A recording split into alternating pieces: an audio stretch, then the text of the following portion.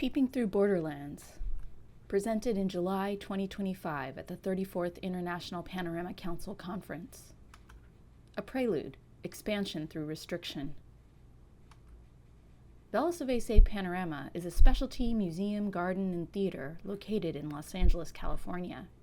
We make our home in one of the oldest purpose-built cinemas of LA, the Union Theater. Built in 1910, a moving picture theater was this structure's intention. And since the year 2000, the Velaslavasay Panorama's intention has been to present panoramic works.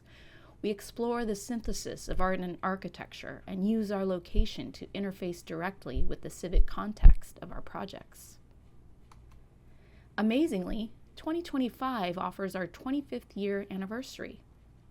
I began this project in Hollywood, and this is our original location on Hollywood Boulevard. This year, we aim to map out our next quarter century of longevity.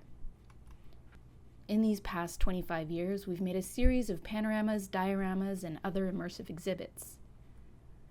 There are 4 major panorama projects we've created, 3 360-degree panoramas, and 1 270-foot-long moving panorama. We're fixated on Robert Barker's immersive interface. He was the one who patented it, but of course the format spread throughout the world and continues to be used by many other projects.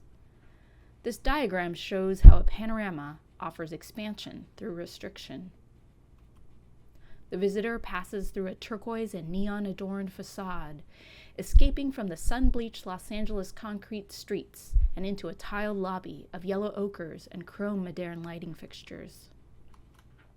The visitor descends down a dark, limited hallway with stained wood and a raked slope.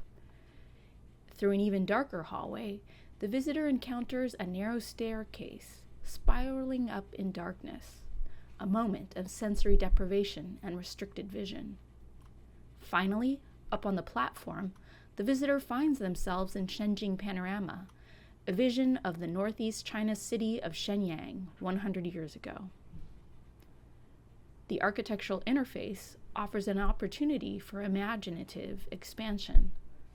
This is immersion through limitation. Panoramas are not the only place that the expansion through restriction formula applies. Many architectural projects use it. This floor plan shows Frank Lloyd Wright's use of the formula for a house in Wisconsin. A narrow passage leading to the front door guides the visitor to an open expanse. This example was brought to my attention by my friend and colleague, Andrew Veselinovic. This diagram distills and visualizes the compress, release, repeat formula used by Wright in many designs. By creating a deliberately small space through which one must pass before reaching a larger space, Frank Lloyd Wright caused a temporary feeling of tension, followed by a powerful feeling of freedom. Another way to apply expansion through restriction is through peeping technology. Related to the panoramic experience, a Peepshow box offers visual expansion through a restricted interface. And now I'll introduce you to an ongoing Velaslavasay Panorama project, the Border Peepshow. Having some background information is useful in understanding this story, so let's begin. We see ourselves here in Portugal, in salmon pink, and we could travel to North America. Mexico is depicted in a citron orange, and at this stage, in the present day, the territory of the United States has been given a lime green color. Here we are in Southern California, just on the tip of the Mexico-US border, a dotted line which has been collectively decided upon. We see Tijuana in Mexico, we see San Diego by the ocean, and north of there, Los Angeles. But it wasn't always like this. Thousands of years ago, this was known as the Kumeyaay region. The Kumeyaay are an indigenous culture that lived and thrived in this region. This borderline is just to let you know about a present-day reference. But I don't think this line was thought about back then. This reminds us that existing, agreed-upon borders, which many of us treat as inevitable or static, are things that shift over time. They change. In 1835, this is what a map looked like for some people, And you can see that our area of previous discussion was known at that time as Mexico. Before this, it was Spain, and before that, of course, for a long stretch of time, it was the Kumeyaay region. In 1835, in the San Diego area, there was actually a parcel of land set aside for public use. And this is the first land survey map of Los Angeles. At this time, California is not part of the United States. We're still in Mexico, but Lieutenant Ord, a Yankee from out east who was a Civil War officer and engineer, came to the region and mapped this out in 1849. And of course, Los Angeles was not always called Los Angeles. It was Yanga by the Tongva people, who were then displaced by Spanish missionaries who controlled Mexican landowners, who were then displaced by Americans heading west, and the cycle continues to this day. San Diego was also mapped in a similar fashion, even earlier than LA, a land survey map. And it was done in 1845, so it was still Mexico, but from a kind of Proto-American perspective. I couldn't get a picture of the map, but it does exist. So surveying and mapping is exciting. It is the recording of knowledge. It is a way of remembering. It is a way of sharing an experience of landscape. But it is also a tool used by many to claim territory, to define ownership, and to justify a right to occupy. Here we have two maps, one showing the United States and Mexico and related regions in 1848. And oh look, by 1850, California was officially made part of the USA. Why? What happened? Well, gold was discovered, and for a growing nation in the throes of manifest destiny, it became financially strategic to claim this region as an official part of the United States. Apparently, the population out west was growing so quickly and the gold rush so enticing that California became a state without going through the usual territorial status. Back to San Diego. After becoming part of the USA, this map shows the city park region that had already been set aside for public use in 1835. Later, this public park was renamed Balboa Park. I'm going to fast forward here a bit.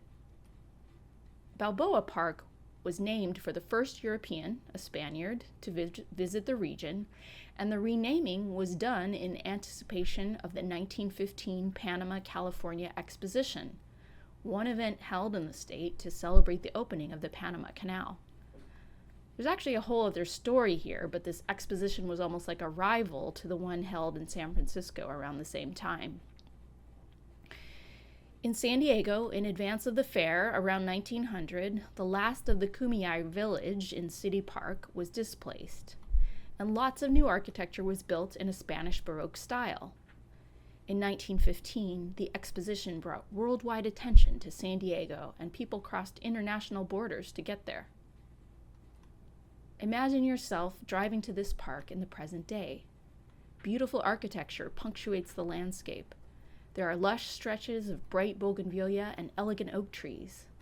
Paths curve throughout the park, guiding automobiles and pedestrians through sunlight. You encounter the festive Plaza de Panama and watch people exploring numerous museum sites. There are ice cream vendors, international tourists, folkloric dancers, and next to some of those red umbrellas are booths sharing information on atheism, Scientology, and historic trains. Crying and delighted children surround you. It's a lively public place for public use. From a distance, you spot a series of curious boxes. Gleaming in the sun, they are like perched silver birds. There are 4 boxes, lined neatly in a row. Visitors proceed from station to station, each box offering a different view. There's people getting into uncomfortable positions just to look into a silver square. It's hot on the plaza, but people are waiting and want to look inside. What do they see? You approach the hole and place your eyes into the center. And there is a vision of the U.S.-Mexico border in 1887. It is an open and expansive landscape. A formal obelisk marks the boundary, but there's quite a bit of fluidity here. You could pretty much walk over to any area to say hello to that horse or examine the chaparral plants. Moving on to the next box, you visit the border in 1927. 40 years later, things are a lot more active. There's more architecture, a great deal of signage, some immigration check-ins, but it's pretty festive. You can buy a hot dog and wear a sombrero, take some pictures. In 1967, the U.S.-Mexico border's focus is much more on the entrance and exit of automobiles. In the distance, the concha, as it was once called, no longer exists, but at that time, the curved modernist structure offered a sense of architectural whimsy to the border crossing experience. Coming to 2017, the border zone feels a lot more militaristic. There's a man in a car driving around and lots of razor wire. It is not a friendly place, and you feel very unwelcome. After looking into these boxes, you're invited to join a tour. The border trolley tours were organized and presented by Parkeology. In the summer of 2017, from the Plaza de Panama in Balboa Park, the public was guided to tour the border region to learn more about the area's cultural history. After their time travel experience with a Border Peepshow, visitors boarded a historically themed trolley bus to go see this U.S.-Mexico border up close. While in motion, expert guides shared information and experience. We learned ways that the natural world has adapted or suffered from the imposition of a multi-planed physical border, creating a huge gash in the landscape. Though we didn't cross the border on this journey, we got close. We visited some of the sites related to the border's ecosystem, including this kiosk for exchanging pesos and U.S. currency. Looking carefully out the window of the trolley, you can see a very dynamic shift in just how much activity there is right on the Mexico side, in contrast to what was happening on the U.S. side. This tour was about the border rather than going into Tijuana itself. But about 100 years ago, there used to be pleasure tours running from the Plaza de Panama in Balboa Park directly to Tijuana. This was the era of the let's go eat a hot dog festive tourism border phase we looked at in the Peep Show. As mentioned, the border trolley tours were created and produced by Parkeology, an ongoing artistic series organized by artist Kate Clark. The series began as a point of reflection on the 100-year anniversary of the 1915 exposition held at Balboa Park. As part of this, about 10 years ago, Kate Clark invited me and the Velaslavasay Panorama to collaborate on a Border Peepshow. Creating a Border Peepshow. Kate and I worked together on this set of 4 views of the San Diego-Tijuana border, knowing that they would eventually land in Balboa Park as a prelude to the border trolley tours. Kate was based in San Diego at the time and went close to the border to take pictures. Notice the dynamic difference between the U.S. side on the left and that of Mexico on the right. These photos were taken in March of 2017, and we used them to design the 2017 Peep Show view. Together, the 4 scenes in a Border Peep Show represent 130 years of activity along this border. All the boxes were created with a 4-plane setup using Illustrator drawings, laser-cut masonite board, and black and white acrylic paint. These images show part of the archival border research done by Kate Clark and her Parkeology colleagues in the archives of the San Diego Historical Center. We collaged elements from these historic images, and I used these to paint the individual masonite planes in black and white. Kate and I and Velaslavasay Panorama colleague Roscoe Posada collaborated on the viewing interface, which also draws inspiration from the archival research. The design of the peep box itself references photographic equipment that would have been used in early 20th century car clubs that documented San Diego and Tijuana. This shows you that direct relationship. And a lot of the things we've heard throughout this conference reference this design mode. The tripod that's actually holding the box we created references surveyor's work and is an actual bought from Home Depot surveyor's tripod. This style is an industry standard for a typical way of mapping land. It was also one of the cheapest devices we could buy for our project, as we are always creating on a microscopic shoestring. We had lots of discussions about the logistics and how the design would fit, because in addition to this agenda of putting them at Balboa Park, there was always the plan that these boxes would traverse borders. The Peepshow boxes were designed to be part of an exhibit in Berlin called Tunnel Below, Skyjacking Above, Deconstructing the Border. So everything had to be created in such a way that it could be carried in luggage by 2 people. The panels, some fit with LED modules and battery pack units, were made to be collapsible and put into pieces. And it's hard to see here, but we even had a scale to test our carry-on limits and weight restrictions. So we literally physically carried these things to Germany and crossed many borders by airplane. This was in 2017, and we wrote a nice note to the TSA in case they were going through our luggage and thought our baggage seemed weird. But the suitcases made their way to the NGBK Gallery, which is operated in Berlin since 1969 and uses a democratically collective curatorial structure. Prior to the boxes being in this kind of white cube gallery situation, we took them on a tour throughout Berlin. Here, you can see the spots we chose near things important to the former East-West Berlin border, and this is where we staged a Border Peepshow. At these locations, we asked folks who were interfacing with the boxes questions about their feelings about borders, because 50, 60 years ago, these regions of Berlin looked very different. Here is a Border Peepshow along the River Spree, which cuts through the middle of Berlin.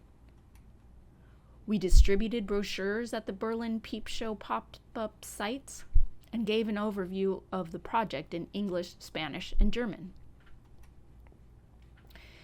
In addition to proximity to the former East-West border, we chose locations to maximize the potential for interacting with the public. Often, Kate and I were not talking with native Berliners who don't generally go hang out at Checkpoint Charlie or the Brunaustrasse Memorial, but with international guests or tourists who had recently crossed borders themselves. We recorded some of these interviews, and Kate created an audio mix of clips which became part of the exhibit display at NGBK. One excerpt came from a Swiss visitor who had been at the very same site 28 years ago as a young teenager, just days after the Berlin Wall had fallen. She mentioned that the range of emotions in the air was confusing.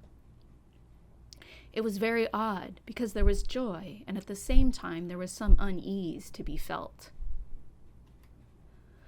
So of course, if we were going to take these boxes to Berlin, we had to take them to Tijuana. And Kate and I packed them up, borrowed a friend's truck, and drove across the border to Mexico.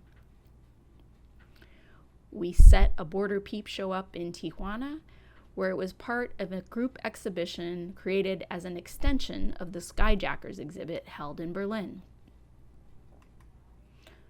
What next? The Peepshow had been in deep storage for a while. In 2024, Ruby Carlson and I chose a theme of Mexico City for our Film in Residence matinee screening series. We selected 3 films that represented Mexico City in different eras, including Luis Buñuel's Illusions Travels by Streetcar and the 1974 cabaret film Tivoli, directed by Alberto Isaac. During each matinee film screening, we offered complimentary camotes, which are roast sweet potatoes sold by street vendors in Mexico City. The distinctive camote street whistle appears in the film Tivoli. The last film in the series, shown for 3 Saturdays in November of 2024, was Lola, Maria Navarro's feature-length debut film. Written by the director and her sister, the film portrays a single mother who's trying to make things work holding down multiple jobs while caring for her young daughter. We follow them around, experiencing her day-to-day life, and get to know facets of Mexico City in the process. We learn that her baby daddy is a musician. Early in the film, it is Christmas time, and he calls saying, "Hey, my band's going to go on tour. We're packing things up and I'm leaving, going to LA." During a phone call, he mentions one gig location in Los Angeles, a bar called the Silver Platter. This bar is an actual place, not far from Velaslavasay Panorama. So I repurposed one of the Border Peepshows to create a street-side view of the Silver Platter bar, and we displayed it in the lobby during the screenings of Lola, the neon sign illuminated by blacklight. And here, this poetic geographic triangle of structures from a similar era emerges. This might be a little confusing because there's not enough time to give full context, but the Silver Platter is a bar located in a structure built in 1923. It's the oldest gay bar in the area and very welcoming to the trans Latina community. The Clark Library was built by William Andrews Clark Jr. in the 1920s. He inherited his money from copper mining, newspaper publishing, and the railway. Clark is also the person who founded the LA Philharmonic. And of course, the triangle of buildings from 100 years ago includes Velaslavasay Panorama, which makes its home in the Union Theater, built in 1910. These sites are all part of our historic neighborhood mapping project, which references historic transit routes. The Silver Bar is one I've long admired for its beautiful neon sign. Unfortunately, like so many beautiful, wonderful things in Los Angeles, it's going to be razed for development. Even though it's classified as a legacy building, that won't keep it safe from this development. For now, the Silver Platter still exists, and I hope you can come visit. Just last year, the Velaslavasay Panorama got its certificate as a legacy building in Los Angeles. We are proud to be listed alongside so many legendary places and restaurants in our city. But this certification doesn't necessarily keep our future safe. So we've been working on our 25-5-525 project to ensure our longevity, at least for the next few years. We hope to exist for another quarter century on a bright panoramic horizon. Despite lots of restrictions, we have expanded the presence of the panoramic forum in Los Angeles and beyond. In closing, I'd like to read a quote from Liz Brown. She's the author of the book Twilight Man, that combines research related to the Clark Library and her personal memoir. We held a book debut together, the first in-person event after COVID lockdowns. Here are Liz's words. We got out of the car. The lawn stretched out like a bright green lap pool. At its far end stood the library, a compact red brick jewel box with frosted edges. After the cramped, bleached-out streets, it was luxurious to be in a world of green, as if we'd happened upon a secret door to a land of open pasture, a highly manicured and symmetrical pasture, but still a lush emerald isle in a parched neighborhood. It is a curious trick about the grounds of the Clark Library that the space feels so open, so expansive, and yet so completely contained and private. Is that what wealth feels like? Is that what it is to have an estate, both in terms of land and legacy? To be at once vast and protected? Or maybe it's like the feeling of walking into a gay bar for the first time. In the rest of the world, you feel yourself a spectator, not quite alive, but then you push open a door. Maybe it smells of old beer and older cigarettes, but you're breathing freer. Here is the contained space in which you can expand.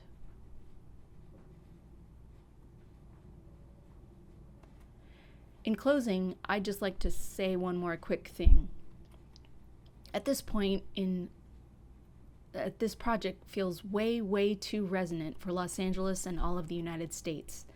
The activity that's happening now in July of 2025 in LA and in other cities with regards to immigration enforcement, abduction, and detainment is completely horrific, inhumane, and unjust. I couldn't talk about the border in this situation without at least acknowledging this terrible activity. Thank you for listening to my presentation.